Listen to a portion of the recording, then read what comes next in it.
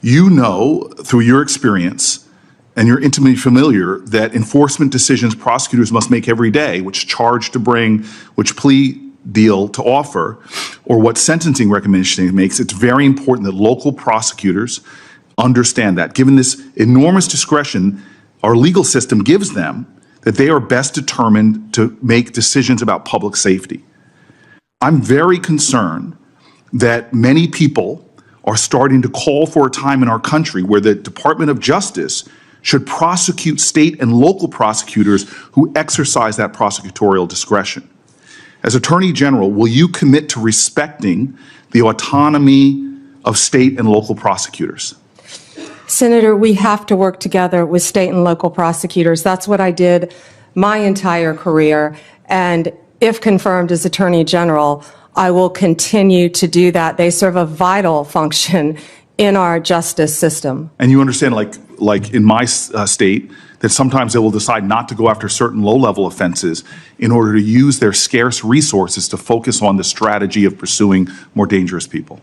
Yes, Senator, I completely understand that. And those decisions shouldn't be politicized if they're part of a larger public safety strategy. No, Senator. When I was a state prosecutor, we used to sit down with the U.S. attorneys and talk about cases and work together. And that's what I'm discussing about bringing back the cooperation between state and local governments. I just want to continue. One of the most stunning hypocrisies I've found since I've been down here in Washington is every politician gives lip service to driving down gun violence. But the very federal authority, the Bureau of Alcohol, Tobacco, and Firearm, that is primarily focused on enforcing America's gun laws and keeping people safe, is hamstrung by federal leaders. The ATF's core responsibility is assisting in local law enforcement. When I was a mayor, I detailed local law enforcement to the ATF, but I'm stunned at how they have been stripped of resources, of their budget, and all of their capabilities to go after illegal gun running. When I was mayor of the city of Newark, we couldn't find one gun crime that was done with a legally purchased gun. But when I turned to the ATF leader at that time told me in private, we don't have the resources, support, or legal ability to go after these crimes.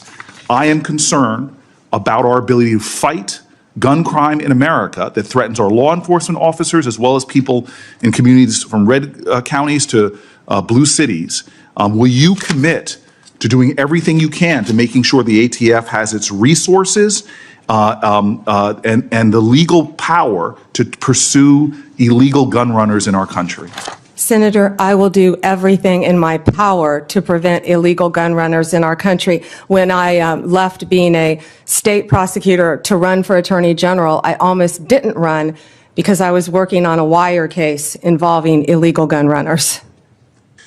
The DOJ issued in 2022 a use of force policy for its federal law enforcement officers. It was approved by the heads of the DEA, FBI, U.S. Marshals, and ATF, and many of them said it is actually a use of force policy that actually protects law enforcement officers as well as protects others from having their rights violated. It was also endorsed by the Fraternal Order of Police and NAPO, the National Association of Police Organizations. This policy is considered best practices in law enforcement. Will you commit to continuing this policy? Senator, I have not read the policy. I will review the policy and I will report back directly to you if I am confirmed as Attorney General. And consult with law enforcement, absolutely. And I would appreciate if you looked at the policy and I submit questions for the record, hoping that you can elucidate maybe more of your thoughts on this. Certainly. And then I will also say, as my last question, because I see my time has run out and I look forward to a second round, the DOJ issued a policy regarding chokeholds, which limited the use of no-knock warrants and chokeholds.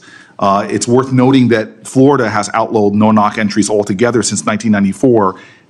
Would you commit to continuing the 2021 DOJ policy on these issues? I'm familiar with the policy. I have not read it. I'm committed to reading it and studying it and reporting back to you on that policy once again. Thank you. What we just witnessed in this exchange between Senator Cory Booker and Pam Bondi goes far beyond a simple back and forth about law enforcement policy.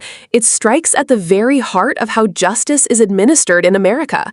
Booker, drawing from his time as both mayor and senator, raises critical concerns about prosecutorial discretion, the role of local prosecutors, and how federal oversight sometimes risks undermining the autonomy that makes our justice system function.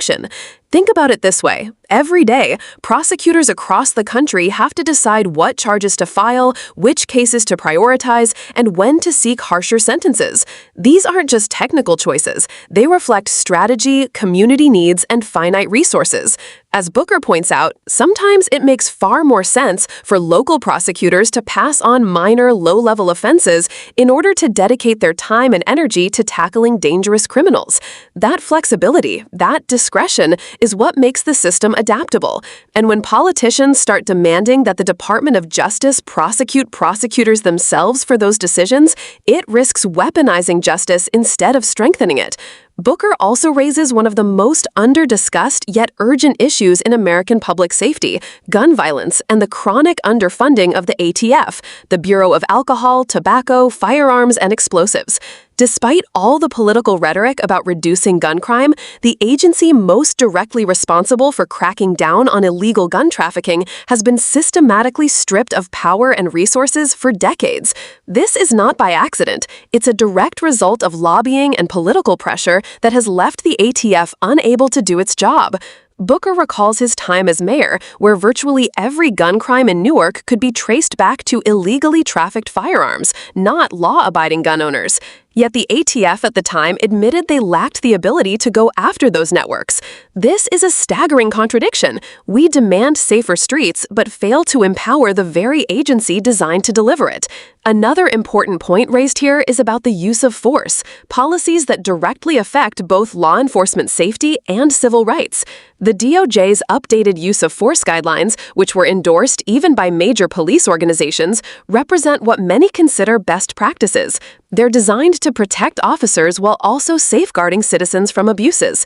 But as Booker highlights, policies like these should not just be left to the whims of whoever is in power. They need to be reviewed, codified, and enforced consistently if we are serious about trust in law enforcement. Finally, there's the issue of chokeholds and no-knock warrants. Booker makes it clear some states like Florida have already outlawed no-knock entries for decades, recognizing the dangers they pose. The DOJ's 2021 policy sought to restrict their use, but the bigger question remains, will that policy survive, or will it be watered down depending on the Attorney General's personal stance?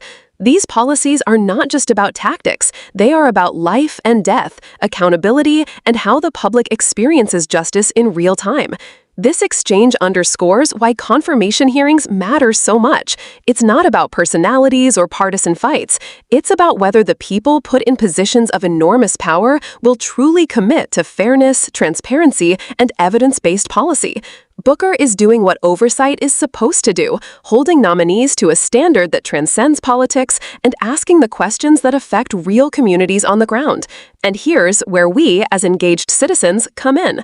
These discussions might sound like inside-the-beltway policy debates, but their consequences ripple out to every community in America, from how safe our neighborhoods are, to how justice is applied, to whether our rights are respected.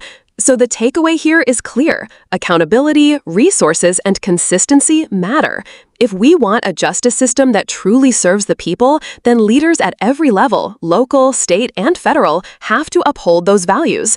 If you found this breakdown insightful, make sure you hit that like button, subscribe for more deep dive commentary, and join the conversation in the comments. What do you think? Should prosecutorial discretion remain in local hands, or should the federal government step in more aggressively? Let's talk about it.